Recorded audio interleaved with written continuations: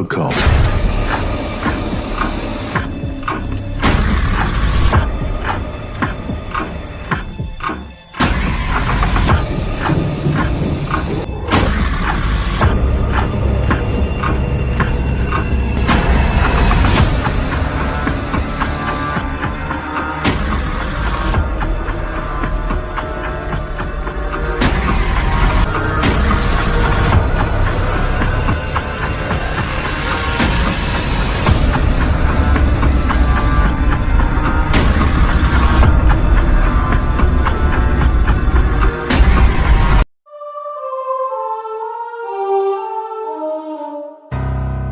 आधी रात का समय, तूफान जोरों पर था।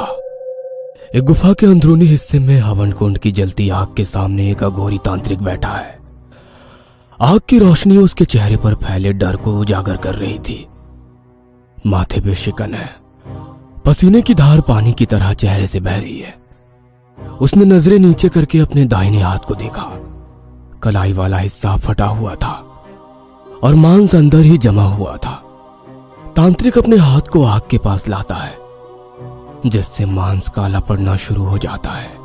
वह आंखें बंद करके दर्द को बर्दाश्त करना शुरू कर देता है कि तभी बाहर उठा तूफान अपना रास्ता अंदर की ओर बना लेता है और आग की लपटें उसके हाथ को घेर लेती है और वह सहसा ही दर्द में तड़प कर चिल्लाने लगता है। अपनी दर्द भरी चिल्लाहट के बीच कभी कभी उसे ऐसा लगने लगता मानो हवा कोई अजीब सा रूप लेकर उसके इर्द गिर्द चक्कर काट रही हो।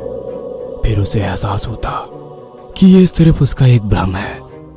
अपना जला हुआ हाथ देख वह अघोरी तांत्रिक की बीती घटना को याद करता है। तांत्रिक एक घर के अंदर बीचों बीच खड़ा हुआ है। उसका एक हाथ भयानक साए की पकड़ में है। उसने उसके हाथ पर नुकीले पंजों से वार किया और उसकी कलाई फाड़ दी। खून फर्श पर फैल रहा है। तांत्रिक दर्द बर्दाश्त करते हुए अपनी आंखें खोलते हुए बोलता है, हे मेरे महाकाल बाबा, यह कैसी बुरी शक्ति थी। अब तुझे ही किसी ऐसे को भेजना होगा जो उसे उसकी दुनिया में वापस पहुंचा सके। इतना कहकर वह अघोरी तांत्रिक अपने बाएं हाथ से पास में रखे फरसे को उठाता हुआ महाकाल को याद करता है और एक ही बार में बहुत ही तेजी से उससे अपना दाहिना हाथ काट देता है। हाथ के अलग होते ही खून बारिश की तरह आग में गिरता है, जिससे आग और फैल जाती है और पूरी गुफा को घेर लेती है। और फिर तांत्रिक के जोर जोर से चिल्लाने की आवाजें आने लगती है। मंदिर के दूसरे हिस्से में एक छोटे से गुरुकुल के भीतर एक संत महात्मन कुछ बच्चों को शिक्षा दे रहे हैं। बुरा जो देखन मैं चला, बुरा न मिलिया कोई, जो दिल खोजा अपना, तो मुझसे बुरा ना कोई। अर्थात गुरुजी ने बड़े ही प्यार से बच्चों को उसका मतलब समझाया। अर्थ है कि जब मैं इस संसार में बुरा खोजने चला तो मुझे कोई बुरा ना मिला, पर जब मैंने अपने मन में झांक कर देखा तो पाया कि मुझसे बुरा कोई नहीं है। पहले हमें स्वयं अपने अंदर देखना चाहिए कि हम में क्या कमी है। पहले खुद के दोष जाने, अपने आप में सुधार करें, फिर दूसरों के दोषों का सुधार करें। गुरुजी आगे बोल ही रहे थे कि तभी उनके कानों में एक छोटी बच्ची की आवाज पड़ी। अंजिक भैया। उस बच्ची की आवाज में इतनी घबराहट थी कि स्वयं गुरुजी भाप गए कि कहीं कोई अनहोनी हुई है। पर किसी भी अनहोनी की आशंका ना लगाते हुए उन्होंने हनुमान जी की प्रतिमा को देखा और मन में प्रार्थना की, हे ईश्वर, सब ठीक हो। गुरुजी बाहर मंदिर के प्रांगण में आए तो देखा कि एक छोटी बच्ची बार बार अचिक्य का नाम बुला रही है। वह तपती धूप में नंगे पैर अपने पांव तेज धूप से बचाते बचाते अंचिक्य के पास पहुंची, जो उस समय एक गाय के बछड़े को रोटी का निवाला खिला रहा था। भैया, वो अनुराधा दीदी, उन्हें कुछ हो गया है, आप जल्दी चलो ना अंचिक भैया। अंचिक ये सब सुन थोड़ा घबरा गया और वो तुरंत उस छोटी बच्ची के साथ चल दिया। गुरुजी ने अंचिक्य को मंदिर से बाहर जाते देखा। उनका चेहरा अभी भी ना जाने क्यों किसी बड़ी अनहोनी की आशंका को लेकर परेशान था। अंचिक्य उस बच्ची के साथ जब अनुराधा के घर पहुंचा तो दरवाजे से अंदर उसने निठाल पड़ी अनुराधा को पाया। उसे ऐसे हालत में देखते ही अंचिक्य परेशान तो हुआ ही, पर साथ में उसे अजीब भी लगा। अनुराधा का शरीर ऊपर से नीचे तक काला पड़ा हुआ था, जैसे मानो पूरे शरीर में जहर फैला हुआ हो। अंचिक्य अनुराधा के पास आया और उसके नजदीक बैठकर उसके सर पर अपना हाथ रखा और उसे गौर से देखने लगा। ये सब कैसे हो गया अनुराधा? अंचिक्य के सवाल ने अनुराधा की आंखों में आंसू ला दिए। वह बिस्तर से उठने लगी ताकत लगाकर, तो अंचिक्य ने उसे सहारा दिया और उसकी पीठ के सहारे से उसे उठाने लगा। तो अंचिक्य का हाथ किसी घाव पर लगा। अंचिक्य ने पीछे देखा तो अनुराधा की पीठ पर एक गहरा घाव बना हुआ था।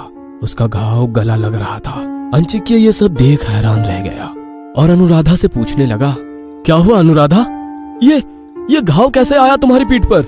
अनुराधा अंचिक्य का सवाल सुनकर रोने लगी। उसकी आंखों में दर्द की एक तस्वीर थी जो अंचिक्य को एक अजीब सा अनुभव करा रही थी। यह सब देख अंचिक्य उसके पास आकर बिस्तर पर बैठा और अनुराधा को थाम लिया और बच्ची की तरफ देखकर बोला, गुड़िया तू जाके थोड़ी सी नीम की पत्तियां और एक पट्टी ले आ। अंचिक्य ने नीम की पत्तियां पीसी और उनका रस बनाकर अनुराधा की पीठ पर लगाया और उसके ऊपर से पट्टी को कसकर रखकर अनुराधा को वापस लिटा दिया। हम लोगों से बहुत बड़ी गलती हो गई। हम लोगों से बहुत बड़ी गलती हो गई। वो हमारी वजह से आ गई। मुझे वहां नहीं जाना चाहिए था। इतना बोलते बोलते अनुराधा एक गहरी बेहोशी में चली गई। जो कुछ भी अनुराधा के साथ हुआ था वो शायद अनुराधा भूल नहीं पा रही थी। वो उस पर इतना हावी हो चला था कि उसका हादसा उसे एक गहरे सपने में खींच ले गया। अचानक से अनुराधा की सांसें एक साथ भारी और तेज हो गई। उसे ऐसा लग रहा था जैसे कोई उसे जबरदस्ती कैद कर रहा हो। उसने अपनी आंखें खोली तो अपने आप को अपने ही कमरे में अकेला पाया। उसके शरीर पर एक काला नाग अपने आप को लपेट रहा है। अनुराधा लाख कोशिशों के बाद भी चिल्ला नहीं पा रही है। देखते ही देखते उस काले नाग ने अपना फन फैला दिया और अनुराधा को डस लिया। उसके नुकीले दांत अनुराधा का डर बनकर चीखे और चिल्लाते हुए उठी। उसने अंचिक्य को अपने पास पाया तो उसे एहसास हुआ कि वो सपना देख रही थी। अंचिक्य, वो कल रात। उसने डर में अंचिक्य को बीती रात के हादसे की पूरी कहानी बताई। Surprise surprise surprise. मीनाक्षी बहुत खुश है। वहां बैठी बाकी दो लड़कियां भी मीनाक्षी की खुशी में शामिल हो जाती हैं, सिवाय अनुराधा के। उसकी नजरें मीनाक्षी के हाथ में उस बोर्ड गेम पर है जिस पर ओइजा बोर्ड लिखा हुआ है। ये क्या है मीनाक्षी? आत्मा को बुलाने वाला खेल। थोड़ी देर बाद कमरे में अंधेरा हो जाता है। कमरे के ठीक बीच में एक राउंड टेबल है जिसके आसपास 4 कुर्सियां लगी हुई है और चारों दोस्त एक एक करके उस बोर्ड को देख रही हैं। बोर्ड की चारों तरफ मोमबत्तियां जल रही है। अब हम चारों लोग एक दूसरे का हाथ पकड़ेंगे और एक साथ एक आवाज में बोलेंगे बिना रुके। लकड़ी से बने उस ओइजा बोर्ड पर कुछ शब्द अंकित है जो एक सर्कल के इर्द गिर्द बने हुए हैं, मानो वो शब्द उस बोर्ड गेम पर बुने हुए थे। चारों लड़कियां एक साथ बोलना शुरू करती है। कोई अच्छी या बुरी आत्मा हो, यहाँ पर हमारे आसपास हो, हमें अपने होने का संकेत दे। उन्होंने काफी बार दोहराया पर कोई असर ना होने पर गेम को बंद कर दिया कि तभी एक दोस्त ने कहा, शिट यार, सारा मजा किरकिरा हो गया। थोड़ी देर बाद सब लोग अपने अपने घर जाने लगे तो मीनाक्षी ने अनुराधा को रोककर कहा, सुन ना अनु, आज रात मेरे साथ ही रुक जा। तू रहेगी तो थोड़ी हिम्मत बनी रहेगी। क्यों, अब क्या हुआ? कहीं सच में कोई ना आ जाए, इसीलिए तू मुझे रोक रही है ना? मीनाक्षी बहुत धीमे स्वर में हामी भरती है। नीचे कमरे में अभी भी सेंटर टेबल पर वो बोर्ड गेम रखा है। अचानक से कमरे में हल्की हवा का बहाव शुरू हो जाता है। ओजा बोर्ड के पास लगी मोमबत्तियां हवा के बहाव से बुझने लगती है और जैसे ही हवा का बहाव बंद होता है मोमबत्तियां वापस जल जाती है। फिर अचानक हवा के बहाव से वो बुझ जाती है और बंद होने पर जल जाती है। ऐसा काफी देर तक चलता रहा कि तभी कमरे के अंदर बह रहा हवा का बहाव एक भयानक साया का रूप ले लेता है और कमरे में चारों तरफ मंडराने लग जाता है। उसकी सनसनाहट काफी तेज थी।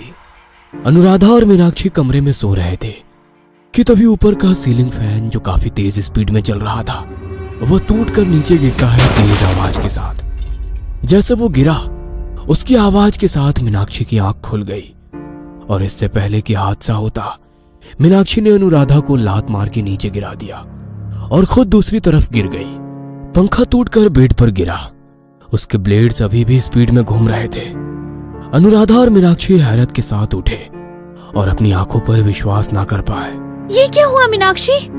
मुझे नहीं पता अनु, वो तो मेरी आंख ठीक टाइम पर खुल गई, नहीं तो गए होते आज।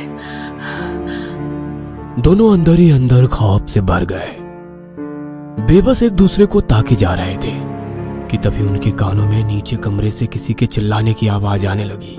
कोई बहुत जोर से भाग भाग चिल्ला रहा था। वो दोनों तुरंत नीचे की तरफ भागे। अनुराधा और मीनाक्षी भागते हुए नीचे आए तो सीढ़ियों के पास ही रुक गए।